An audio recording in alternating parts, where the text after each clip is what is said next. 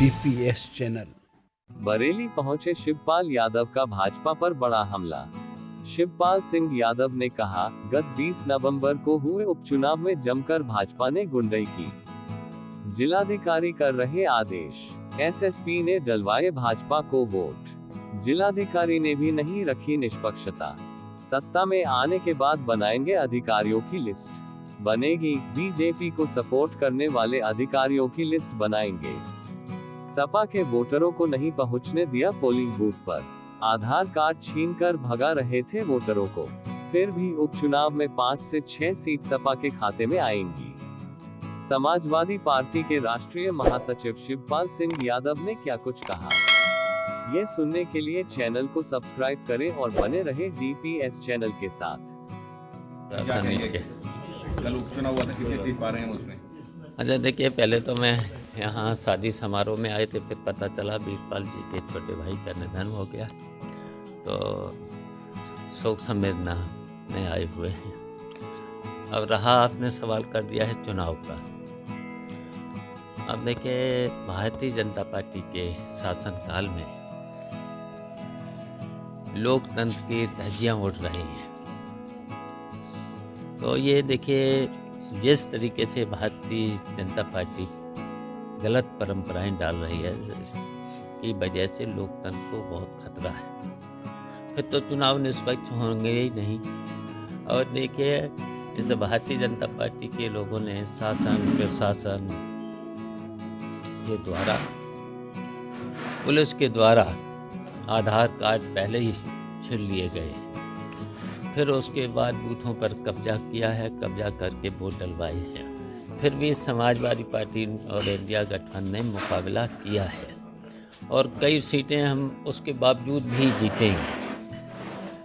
अब टक्कर तो हर जगह है, लेकिन हम लोग समाजवादी पार्टी के लोग 5-6 सीटों पर जरूर जीतेंगे। इसके बावजूद क्या लग रहा है, जिस तरह से कल वोट डालने से रोका गया, जो अधिकार होता है हर व्यक्ति का, उसमें देखिए, जनता का जो अधिकार छिड़ा गया है, मैंने कहा ये परंपराएं लोकतंत्र के लिए ठीक नहीं हैं, बेईमानी से। अच्छा, इससे कोई भारतीय जनता पार्टी की सरकार अगर मान ले हार भी जाती, जैसा माहौल है उत्तर प्रदेश में भारतीय जनता पार्टी के खिलाफ, तो सरकार तो उनकी गिर नहीं जाती।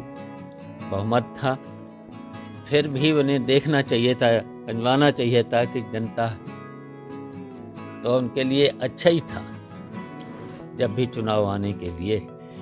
तो अगर ये देख लेते तो हो सकता था ठीक काम करने लगते, क्योंकि भारतीय जनता पार्टी से पूरे देश की जनता इस समय खिलाफ हो चुकी है। क्यों? इन्होंने केवल झूठ बोला है, और झूठ बोल करके कोई विकास का काम और जो भी घोषणाएं करते थे आज तक एक पूरी नहीं हुई है। आप देख रहे हो कि इन्हें 8 साल उत्तर प्रदेश की सरकार को हो गया है, सड़कों के गड्ढे नहीं भरे गए, और हम लोगों के समय की सड़कें थीं, आज भी उस पर गड्ढे नहीं हैं। देख लिए नैनीताल रोड, ये हमारे समय में बनी थी, मैं नहीं बनवाई थी। कल की जो परिस्थितियां आप बता रहे हैं, क्या तो फिर उसके बाद क्या सपा लूज कर रही है 9 सीटों पर? देखिए, मैंने कहा है, समाजवादी पार्टी इन परिस्थितियों में जो देखिए वोट की लूट हुई है, शासन प्रशासन ने किया है, उसके बावजूद भी 5-6 सीटें जरूर जीतेगी। और टक्कर तो सभी 9 सीटों पर है, कुछ सीटों पर हाथ बच सकते हैं, लेकिन हम 5-6 सीटों पर, इसके बावजूद भी जब लूट हुई है प्रशासन ने, पुलिस ने, जैसे भी ब्लॉक प्रमुख, BDC और कोटा डीलर से लेकर के जिस तरीके का शासन का दबाव था प्रशासन पर, तो देखिए, अब जब SSP वोट मांगने लगेगा, जिलाधिकारी निर्देश देगा, तो फिर लोकतंत्र बचा कहाँ? फिर तो तानाशाही है। क्या ऐसे अधिकारियों की लिस्ट भी बनाई जा रही है? हाँ, बिल्कुल सूची बनेगी, ऐसे अधिकारियों की सूची बनेगी।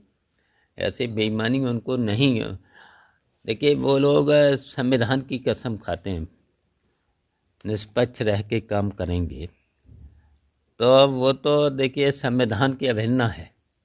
बाबा साहब ने जो संविधान बना के दिया है लोकतंत्र में, लोकतंत्र की मजबूती के लिए निष्पक्ष, तो अगर निष्पक्ष नहीं रहते हैं अधिकारी लोग तो उनके खिलाफ फिर तो आयोग को भी कार्रवाई करना चाहिए।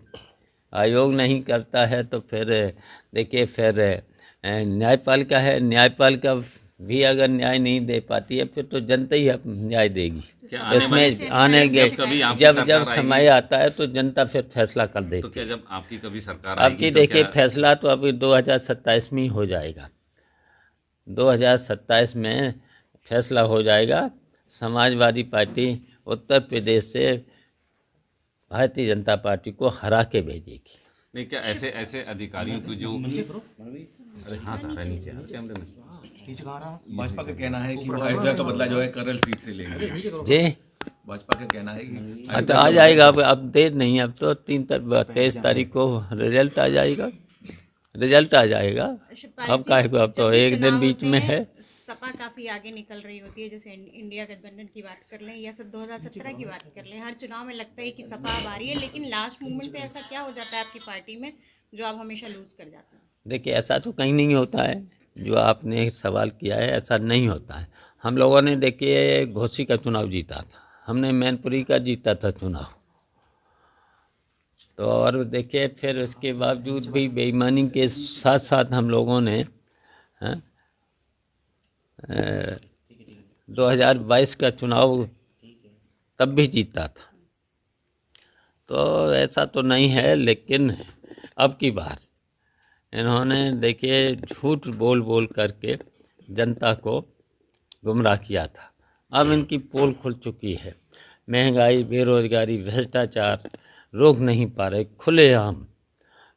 और देखिए भारतीय जनता पार्टी के समय में अधिकारियों पर उनका कोई कंट्रोल नहीं, पूरा का पूरा इन्हें नौकरशाही के हवाले कर दिया है।